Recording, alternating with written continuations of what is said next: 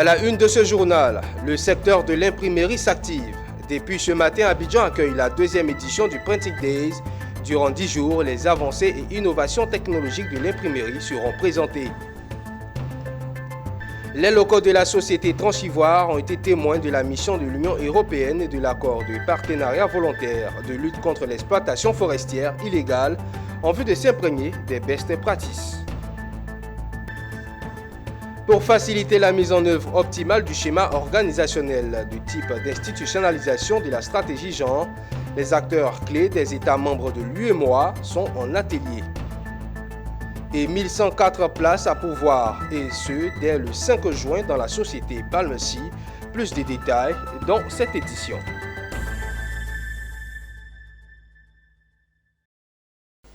C'est l'heure du journal sur Business 24 Africa. Madame, Monsieur, vous faites bien de nous suivre. Ouvrons ce journal avec la deuxième édition du Printing Days à Abidjan, dédié au secteur de l'imprimerie en Côte d'Ivoire et en Afrique de l'Ouest. Ces journées, qui se tiendront sur 10 jours, seront l'occasion pour les acteurs du secteur de découvrir les avancées et innovations technologiques de l'imprimerie présentées par la structure Timaok, initiateur de ces journées. Walter Kofi. 10 jours d'immersion dans l'industrie de l'imprimerie numérique et de ses innovations, c'est ce que proposent les Printing Days ouverts depuis ce jeudi à Abidjan. Une deuxième édition qui a réuni une fois de plus les professionnels du secteur, des délégations venues du Gabon, du Congo et le grand public venus s'imprégner des dernières technologies en matière de solutions d'impression.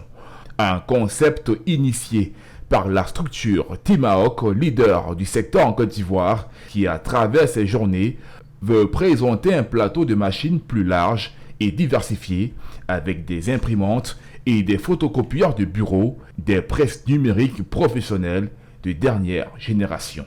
On est même à mesure de montrer des machines d'impression à très grande vitesse, des machines d'impression de labels, c'est-à-dire des étiquettes, et des machines d'ennoblissement. Donc plus besoin maintenant de se déplacer, on les a ici.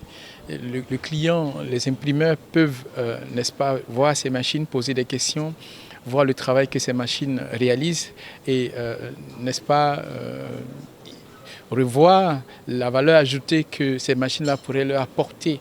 Lancement Afrique des presses industrielles Konica Minolta, challenge et opportunité était le thème retenu pour cette deuxième édition qui a permis au groupe Konica Minolta, partenaire de Timaok, de donner les orientations et sa vision pour le développement de l'imprimerie en Afrique.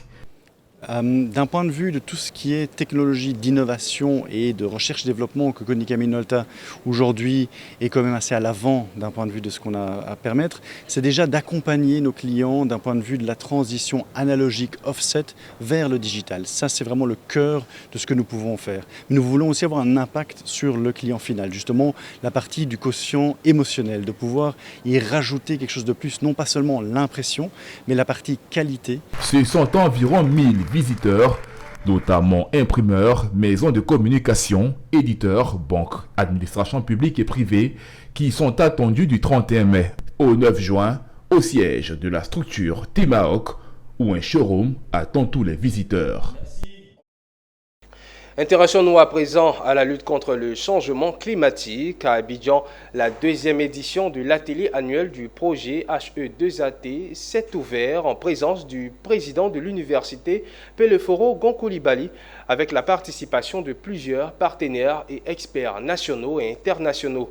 Il s'agit pour les organisateurs de renforcer la dynamique de travail des équipes pour améliorer la compréhension complexe entre la chaleur et la santé dans les villes en Afrique. Pierre Tebeu et Richard Akiki.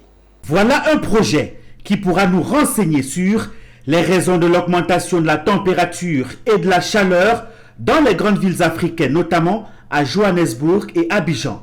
Le projet HE2AT, The Heat and Health African Transdisciplinary Center.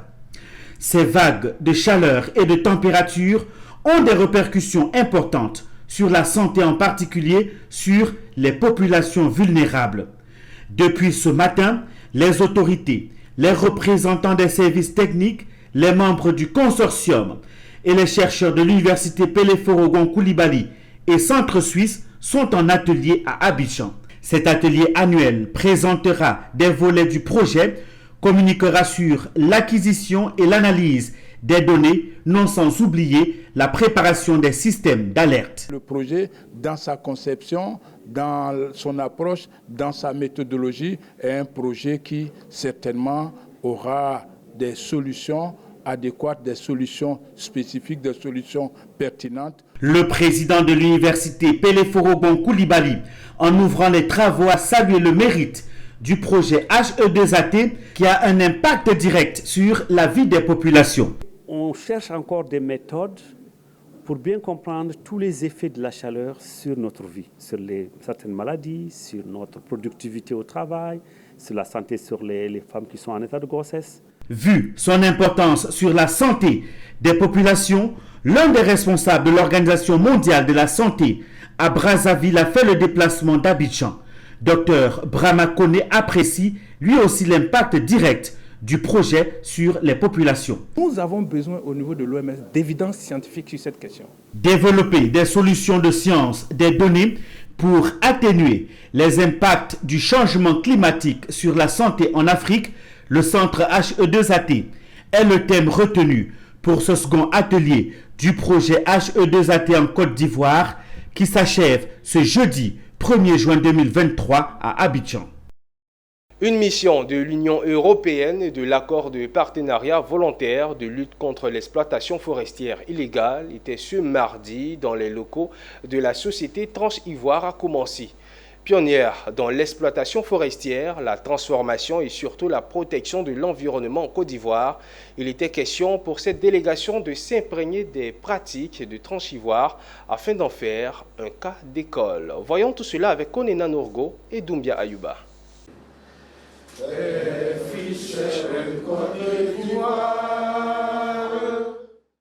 C'est une délégation de haut niveau composée de représentants de l'Union européenne et de l'accord de partenariat volontaire de lutte contre l'exploitation forestière illégale ABP-FLEGT. Ce mardi 30 mai 2023, ces visiteurs sont venus voir de près le processus d'exploitation forestière et de transformation du bois de Transivoire qui convient en Côte d'Ivoire.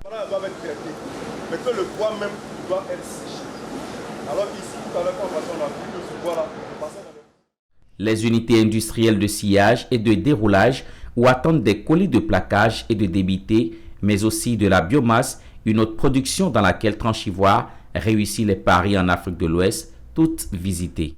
Transivoire est une société de transformation de bois qui a été déjà primée par l'État de Côte d'Ivoire pour ses efforts en matière de reconstitution du couvert forestier. Vous savez que la Côte d'Ivoire a une nouvelle politique forestière qui engage l'ensemble des acteurs à contribuer aux côtés des pouvoirs publics à la reconstitution du couvert forestier à travers le reboisement. Et Transivoire est un bon élève. Donc c'est pourquoi, avec la délégation de l'Union européenne, il était donc question que nous fassions un cas pratique d'une société qui exploite, qui transforme et qui exporte.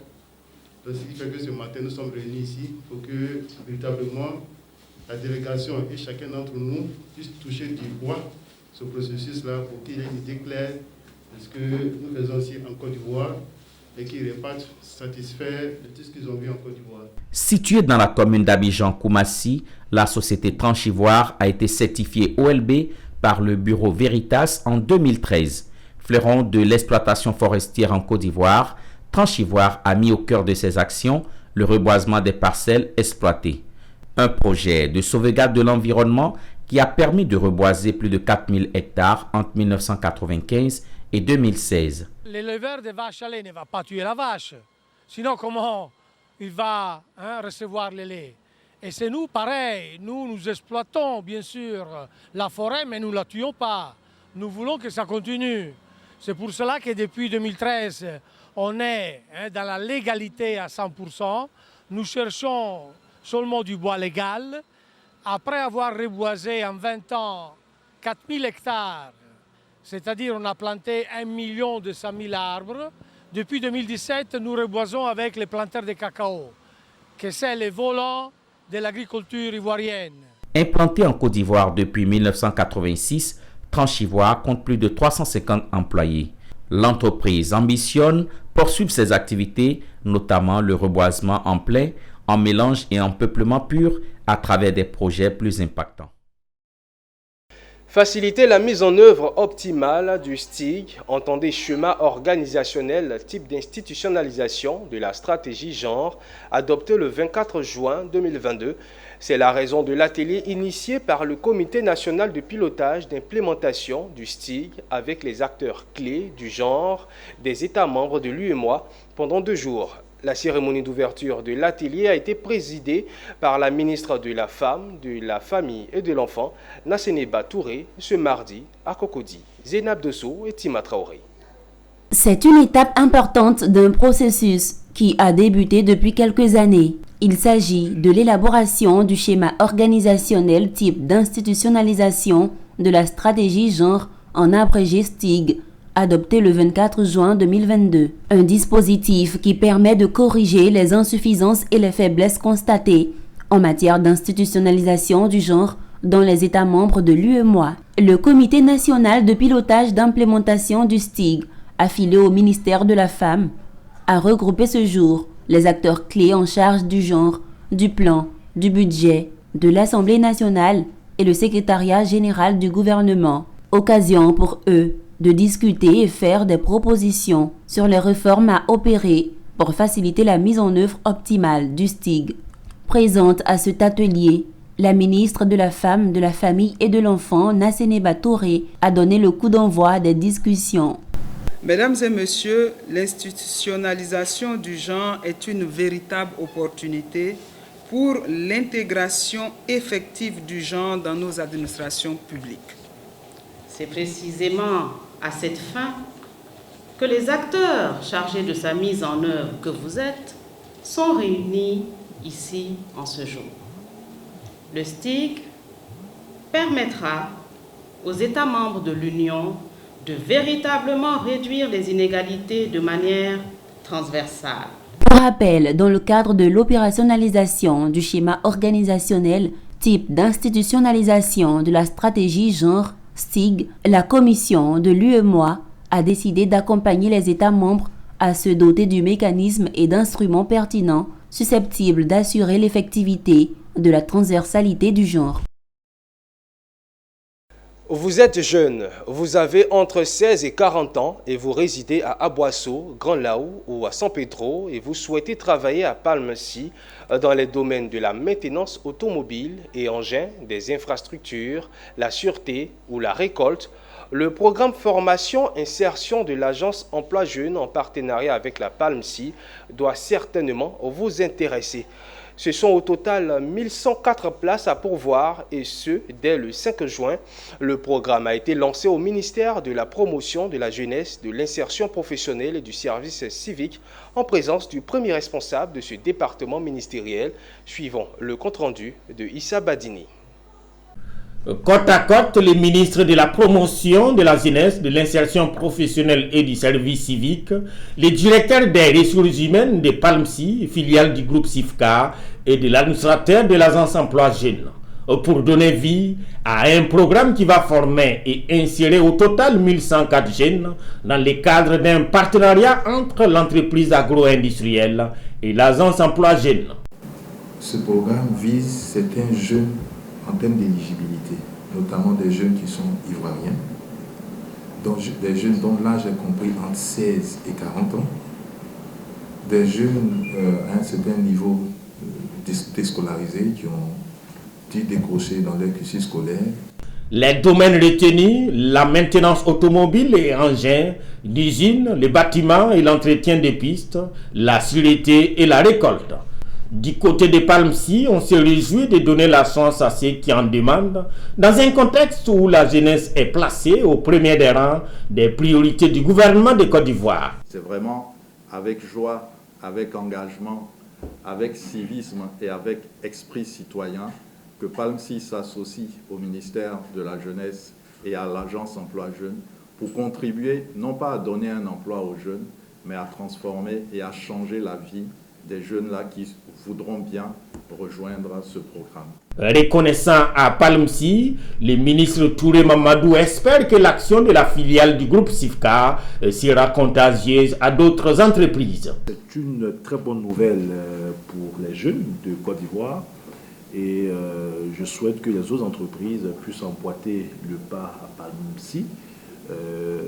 Nous allons continuer à mobiliser le secteur privé qui doit jouer un rôle central sur les questions de formation et d'insertion des jeunes.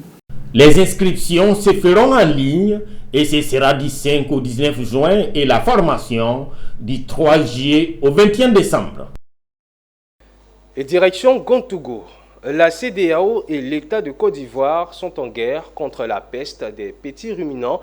Une mission de l'organisation ouest-africaine et du ministère des Ressources animales et halieutiques sillonne les régions de l'Ifou, de l'Indénié-Diablin et du Gontougo, Boukani, pour la vaccination des petits ruminants, moutons et cabris afin de faire barrage contre la maladie de la peste et ainsi donc aider les éleveurs à protéger et sauver leur cheptel. La délégation était à Bondoukou pour cette opération de prévention et de protection. On voit tout cela avec Anissé Kouadio, notre correspondant dans le Gontougo. Les petits ruminants, les moutons et les chèvres sont visés en ce moment par une peste. L'État de Côte d'Ivoire, à travers le ministère des Ressources animales et halieutiques, décide de passer à la phase de prévention et de sensibilisation des populations à travers un projet d'éradication de la peste des petits ruminants. Volonté affichée du gouvernement ivoirien qui bénéficie d'un accompagnement technique de la communauté des États de l'Afrique de l'Ouest, CEDEAO, qui sillonne plusieurs régions de Côte d'Ivoire. Après l'étape d'Abengrou, la mission conjointe du ministère des Ressources animales et halieutiques et de la CEDEAO a posé ses valises dans la région du Gontougo-Bunkani. Objectif de lutter contre la peste des petits ruminants pour garantir la sécurité alimentaire et les moyens de subsistance des populations en milieu rural. La vision de ce projet, c'est dans le cadre de l'éradication de la peste des petits ruminants dans l'espace CEDEAO. Pour l'éradication d'une maladie, il faut au moins un taux vaccinal de 70%. Nous, on veut aller au-delà, mais si on a pu atteindre 70%, je pense qu'on est bien parti pour éradiquer la PPR.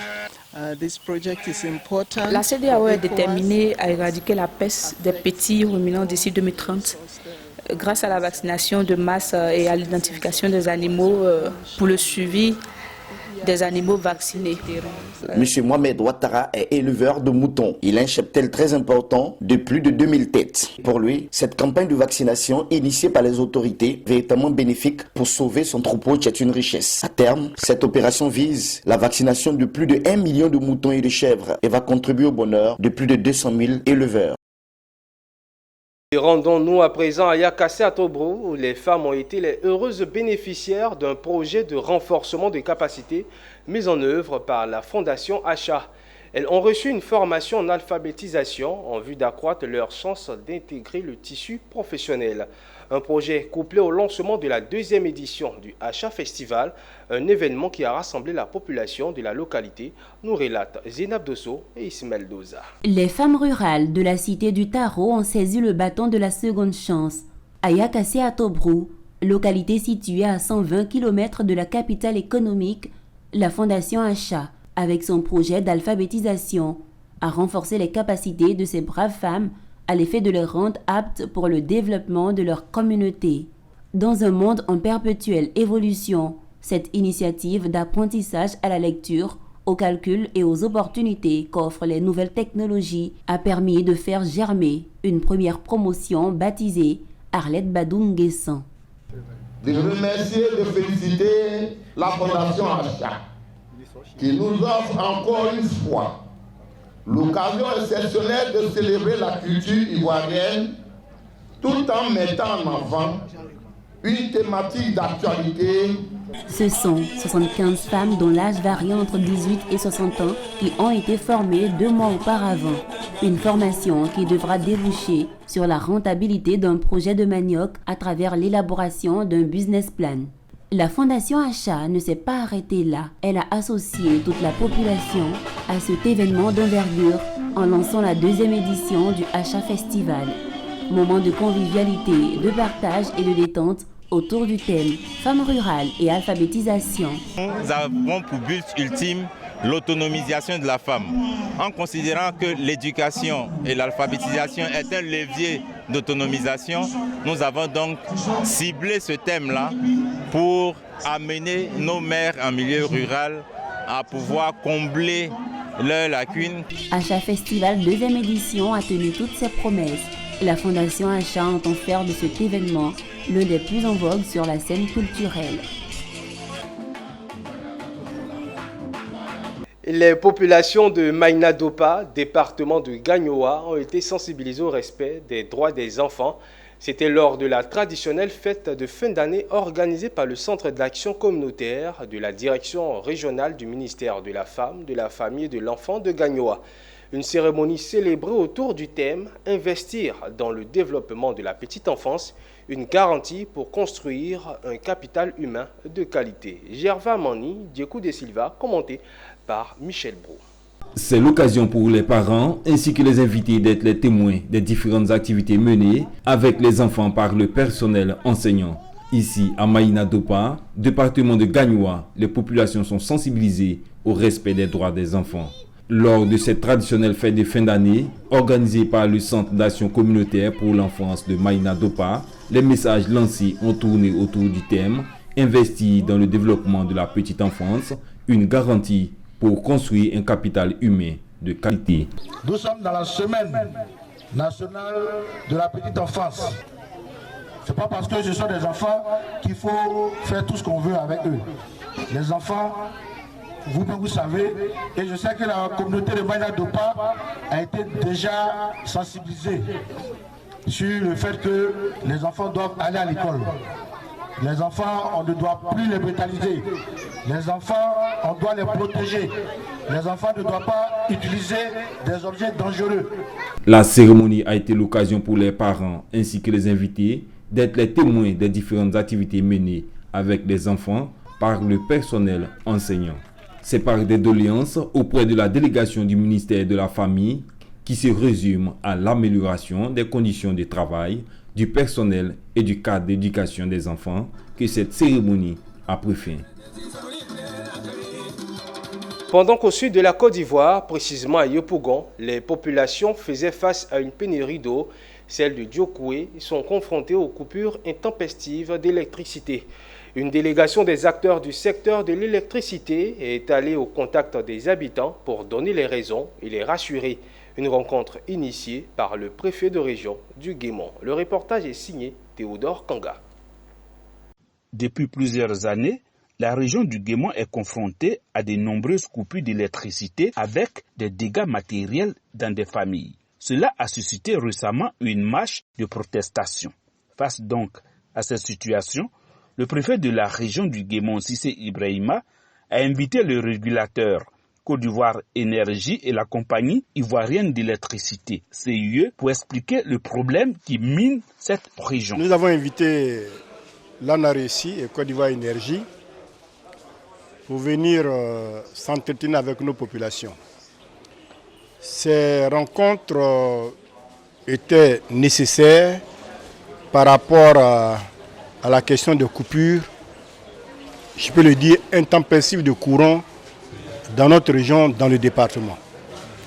Et il y a une colère sourde qui réjaillissait, qui venait du côté des populations. Et maintes fois, les populations ont manifesté la volonté d'en découdre, non seulement avec la CIE, mais avec les structures publiques. Il était important qu'aujourd'hui, les deux directions qui ont en charge de ce secteur, notamment l'ANARECI pour les risques électriques et Côte d'Ivoire Énergie, que ces deux structures viennent depuis Abidjan pour donner la bonne information à nos populations, pour que les populations puissent savoir qu'elles ne sont pas abandonnées à elles-mêmes. Au cours des échanges avec la population, Aboulaye Konaté, chef de département distribution à Côte d'Ivoire Énergie, a promis que la fourniture d'électricité à Diokoué sera définitivement améliorée d'ici 18 mois. Le problème d'électricité dans la région du Guémont est devenu un réel problème à la fois social et économique. Fort de cela, les structures en charge de la fourniture d'électricité en Côte d'Ivoire doivent multiplier les efforts pour mettre fin aux souffrances des populations de cette régions. Et c'est sur cette note que nous refermons ce journal. Merci de nous avoir suivis. Restez en notre compagnie. Le programme se poursuit sur Business 24 Africa.